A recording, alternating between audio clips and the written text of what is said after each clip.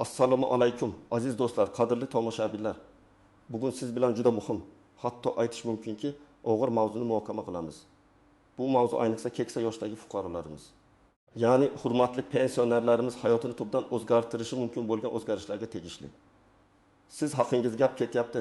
Sizning kelajagingiz haqida, aziz onaxonlar, otaxonlar, buni bilishingiz shart. Chunki 20 oydan boshlab pensionerlarning hayoti hech qachon avvalgidek bo'lmaydi. Shu kuni afsuski ko'pchilik qo'rqqan narsa sodir bo'ldi. Ammo qo'rqish emas, bilish va tayyor turish kerak. Bu ma'lumot har birimiz uchun. Ya'ni oilasida pensioneri bor, qarindoshlari orasida nafaqaxo'rlar bor. Har bir inson uchun nihoyatda muhimdir. Shu sababli iltimos diqqat bilan tinglang va hoziroq kanalimizga obuna bo'ling. Videoga esa like bosing. Bu videoni oxirigacha ko'rishingiz shart. Chunki unda keltirilgan har bir detal sizning yoki yaqinlaringizning hayotiga bevosita ta'sir qilishi mumkin. Vaqtni yo'qotmaylik, mavzuga chuqurroq kirishaylik. Muammoning mohiyati shundaki, mamlakatimizda nafaqa ta'minoti tizimini modernizatsiya qilish maqsadida bir qator yangi qoidalar va tartiblar joriy etildi.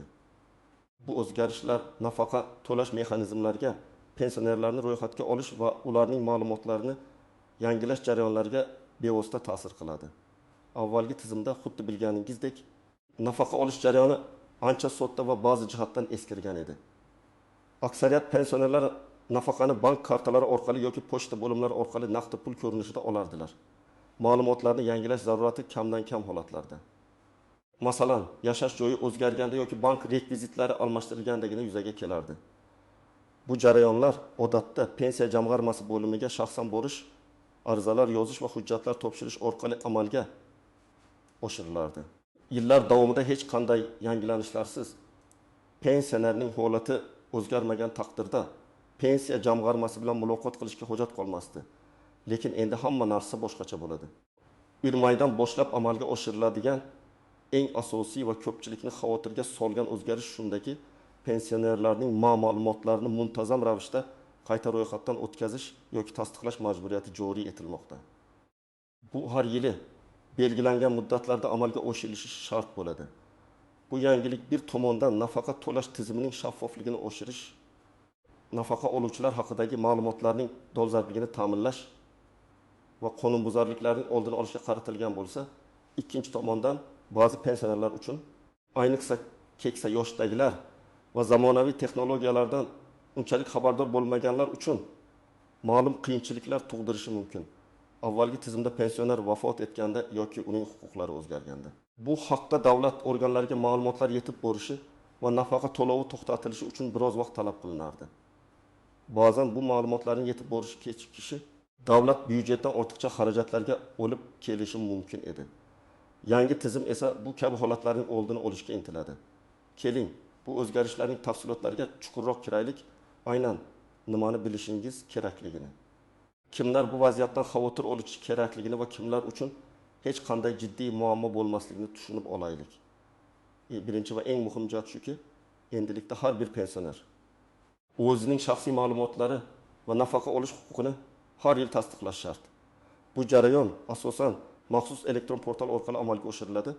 Tasdiqlash jarayoni sizning yashash manzilingiz, shaxsiy ma'lumotlaringiz, jumladan pasport seriyasi va raqami, shuningdek agar mavjud bo'lsa, bank rekvizitlaringiz kabi ma'lumotlarni tekshirishni o'z ichiga oladi.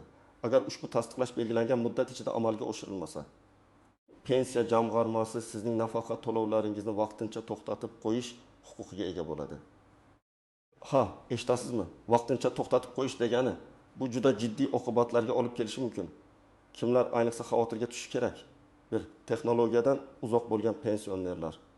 Tasavvur qiling. 7000 yoshli Oysha xola qishloqning chekka hududida yashaydi. Uning farzandlari shaharda, nabiralari esa boshqa viloyatlarda. Oysha xolaning uyida internet yo'q. Zamonaviy smartfondan faqat qo'ng'iroq qilish uchun foydalanadi. Uning kompyuterda yoki onlayn portallarda qanday ishlashni bilmasligi tabiiy. Oldin u har oy pochta orqali nafaqasini olardi, hech qanday muammosiz. Endi esa uning ma'lumotlarini tasdiqlash uchun kimdir yordam berishi kerak bo'ladi. Agar hech kim yordam bera olmasa, u qanday yo'l tutish kerak? Bu haqda keyinroq gaplashamiz. 2. Chekka hududlarda yashovchi pensionerlar. Shahar markazlaridan uzoqda joylashgan qishloqlarda internet aloqasi sifati yomon bo'lishi yoki kompyuter va internetga kirish imkoniyatlari cheklangan bo'lishi mumkin. Bunday sharoitda yashovchi pensionerlar uchun onlayn tasdiqlash jarayoni juda murakkab vazifa bo'lib tuyulishi mumkin. Masalan, tog'li hududdagi mahalla guzarida internet bo'lmasligi, eng yaqin internet klubi esa 27 kilometr uzoqlikda bo'lishi mumkin. Bunday sharoitda yashovchi Mirzohid aka uchun har yili shaharga borib ma'lumotlarni yangilash qanchalik qiyin bo'ladi. Transport xarajatlarini hisobga olsak, bu uning uchun qo'shimcha yuk bo'ladi. O'to, jismoniy imkoniyati cheklangan yoki nogironligi bo'lgan pensionerlar, nogironligi sababli mustaqil harakatlana olmaydigan yoki uydan chiqishi qiyin bo'lgan pensionerlar ham alohida xavf ostida. Ularning nomidan ma'lumotlarni tasdiqlash uchun vakil kerak bo'ladi. Ammo vakolatni rasmiylashtirish jarayoni ham o'z navbatida qiyinchiliklarga duch kelishi mumkin. Masalan, ko'zi ojiz bo'lgan Dilorom opa uchun elektron portal orqali hujjatlarni tekshirish va tasdiqlash deyarli imkonsiz vazifadir. Unga kimdir yordam berishi kerak bo'ladi, ammo barcha yaqinlari band bo'lsa-chi? Kimlar xavotir olmasligi mumkin? 1. Zamonaviy texnologiyalardan foydalana oladigan pensionerlar. Agar siz smartfon, kompyuter yoki planshetda bemalol ishlaysiz, internetdan foydalana olasiz va onlayn bank xizmatlaridan ham xabardorsiz. Unda siz uchun bu jarayon jiddiy muammo tug'dirmaydi. Siz uyda o'tirgan holda bir necha daqiqada kerakli ma'lumotlarni yangilashingiz va tasdiqlashingiz mumkin bo'ladi. 2. Yaqinlari yordam berishga tayyor bo'lgan pensionerlar. Agar farzandlaringiz, nabiralaringiz yoki boshqa yaqin qarindoshlaringiz sizga onlayn jarayonlarni amalga oshirishda yordam berishga tayyor bo'lsa, unda siz ham xotirjam bo'lishingiz mumkin. Ularning yordami bilan siz barcha qadamlarni osonlik bilan bajarib, nafaqa to'lovingizning uzluksizligini ta'minlay olasiz. Masalan, chet elda ishlayotgan o'g'li onasiga telefon orqali yordam berishi yoki mahalliy hokimiyat organlari. Saqovat markazlari ko'magida bu muammoni hal qilish mumkin. 3. O'zining shaxsiy ma'lumotlari har doim tartibli va dolzarb bo'lgan pensionerlar, agar siz doim pasportingizni yangilab borasiz, yashash joyingiz o'zgarganda tegishli idoralarga o'z vaqtida xabar berasiz va umumiy hisobda hujjat ishlaringizga mas'uliyat bilan yondashsangiz, yangi tizim siz uchun faqat birozgina odatdagi jarayonlarni o'zgartiradi, xolos. Sizning ma'lumotlaringiz allaqachon bazada to'g'ri bo'ladi. Faqat tasdiqlash tugmasini bosish yoki qisqa so'rovnomani to'ldirish talab qilinadi. Keling, bir nechta aniq misollarga e'tibor qarataylik. Misol Bigi.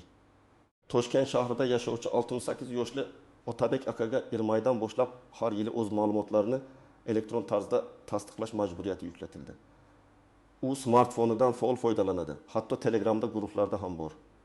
Unga kelgan SMS xabarida Vabamun nafaqa uz bu shartli portal nomi, aslidagi nomi o'zgarishi mumkin. Portaliga kirib, shaxsiy kabinetida ma'lumotlarni tasdiqlash kerakligi yozilgan edi. Otabek aka smartfonda internet brauzerini ochdi. Portalga kirdi. Shaxsiy kabinetiga avvalroq olgan login va parol orqali kirdi. U yerda o'zining pasport ma'lumotlari, yashash manzili va bank kartasi raqami ko'rsatilgan edi. U bularning hammasi to'g'riligiga ishonch hosil qildi va tasdiqlash tugmasini bosdi.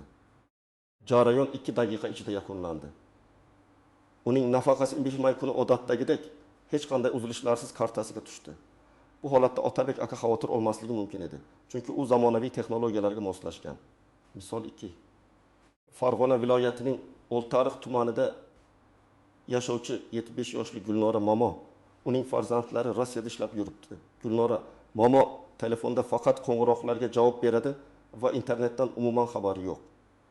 Uning nafaqasi har oy pochta bo'limi orqali uyiga yetkazib berilardi. Yangi qoida haqida eshitgach, u juda xavotirlandi. Mahallada hech kim unga yordam bera olmasdi. Gulnora Momo tuman markazidagi pensiya jamg'armasi bo'limiga borishga majbur bo'ldi.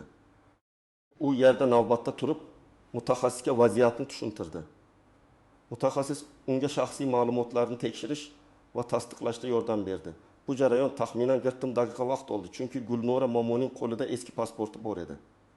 Uni yangilash kerakligini ham pensiya jamg'armasi xodimi tushuntirdi.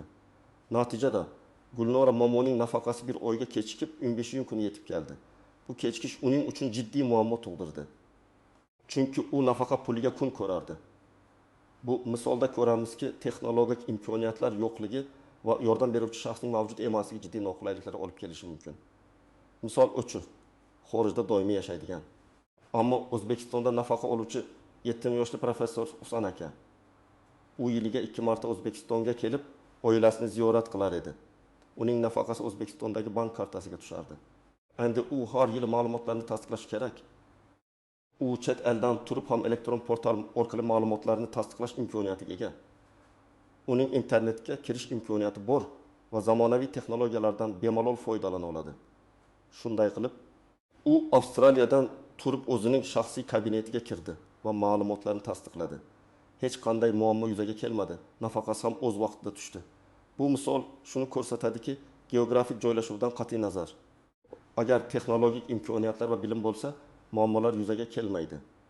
Endi esa eng muhim qismga, ya'ni ushbu qoidalar va o'zgarishlarning istisnolari, tuzoqlari va unchalik aniq bo'lmagan jihatlarga e'tibor qarataylik.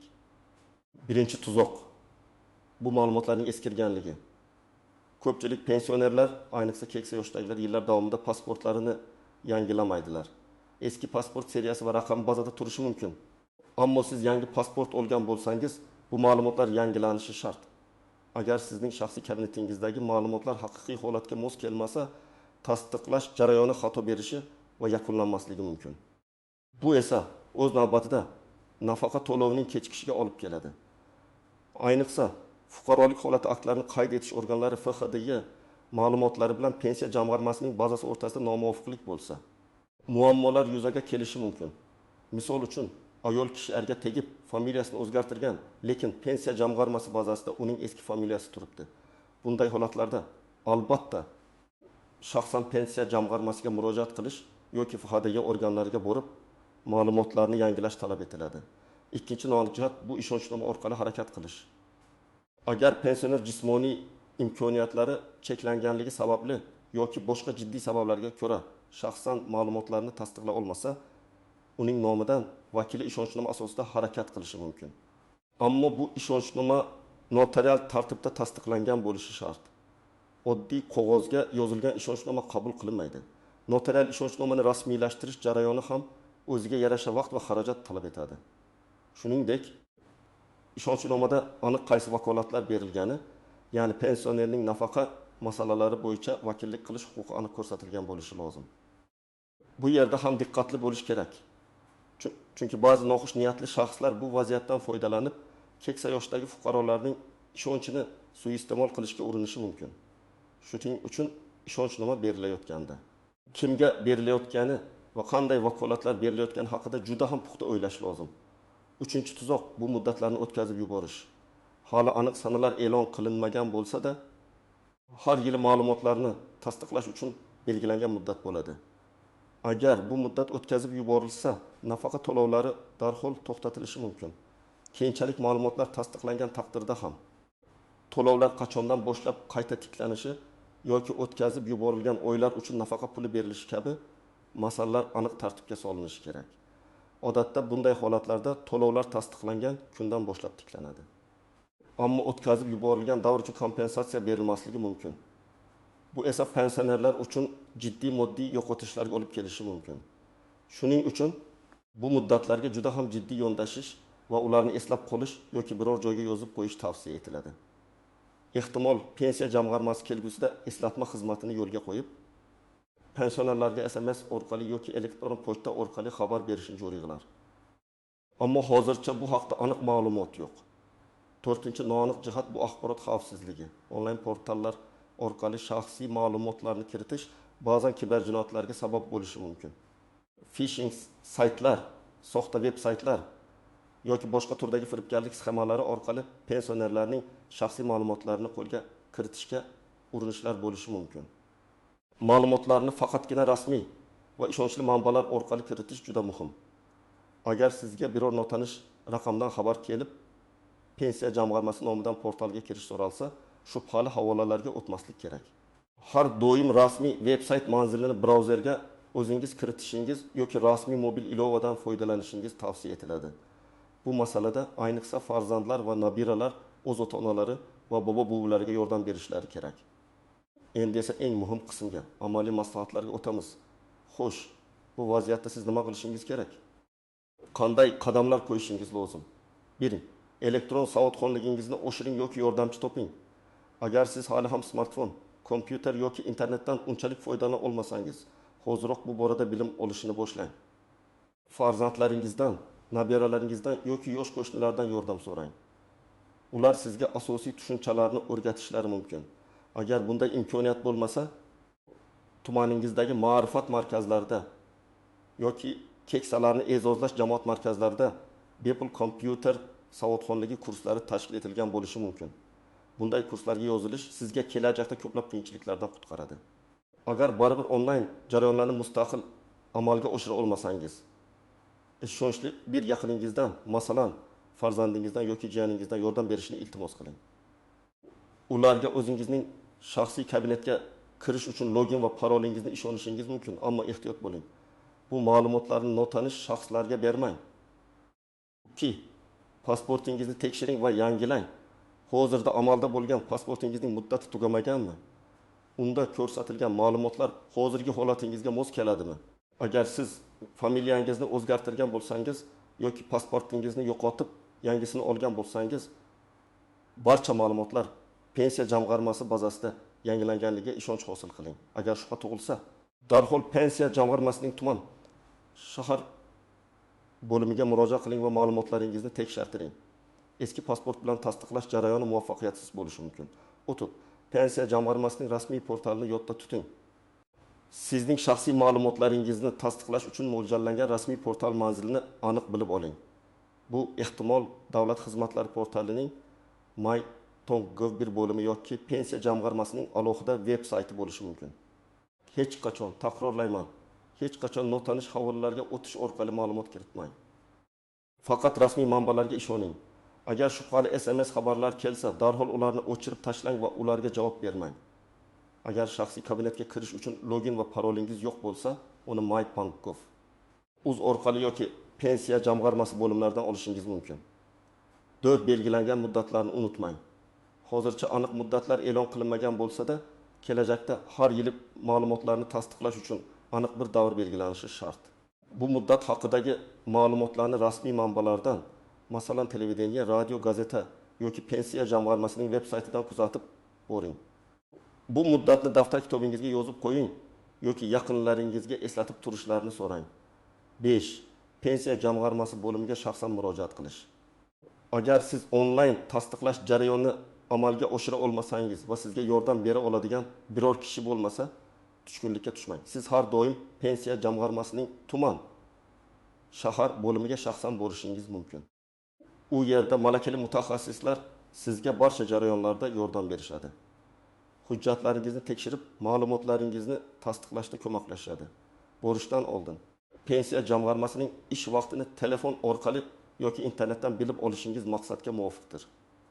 U yerga borayotganingizda albatta shaxsingizni tasdiqlovchi hujjat, ya'ni pasportingizni o'zingiz bilan olib boring. Qalam va bir varaq qog'oz ham ortiqchalik qilmaydi. Balki biror muhim ma'lumotni yozib olish kerak bo'lib qolar. 6. Ishonchnoma rasmiylashtirish. Agar sizning jismoniy holatingiz pensiya jamg'armasiga shaxsan borishga imkon bermasa, siz notarial idorada ishonchnoma rasmiylashtirishingiz mumkin. Ishonchnomada sizning nomingizdan pensiya jamg'armasi bilan bog'liq barcha masalalarni hal qilish jumladan ma'lumotlarni tasdiqlash vakolatlari aniq ko'rsatilgan bo'lishi kerak. Bu ishonchnoma faqat ishonchli shaxsga berilishi shart. Yerda kol markaziga qo'ng'iroq qilish, pensiya jamg'armasining yagona kol markazi mavjud bo'lib, u orqali siz barcha savollaringizga javob olishingiz mumkin. Bu raqamni aniq bilib oling va kerak bo'lganda murojaat qiling. Mutaxassislar sizga holatingiz bo'yicha aniq yo'l yo'rib berishadi. Odatda bunday markazlar 24/7 rejimda ishlaydi yoki ish soatlari ichida to'liq xizmat ko'rsatadi. Aziz do'stlar, umid qilamanki, bugungi ma'lumotlar siz uchun foydali bo'ldi. 1 maydan boshlab pensionerlar hayotida o'zgarishlar ro'y beradi. Lekin bu o'zgarishlar sizni qo'rqitishi emas, balki ogohlantirishi va harakat qilishga undashi kerak. Bilimli bo'lsangiz, tayyor tursangiz, hech qanday qiyinchilik sizga to'siq bo'la olmaydi. Bu yangiliklarning maqsadi tizimni takomillashtirish, byurokratik to'siqlarni kamaytirish va fuqarolarimizga yanada qulaylik yaratishdir.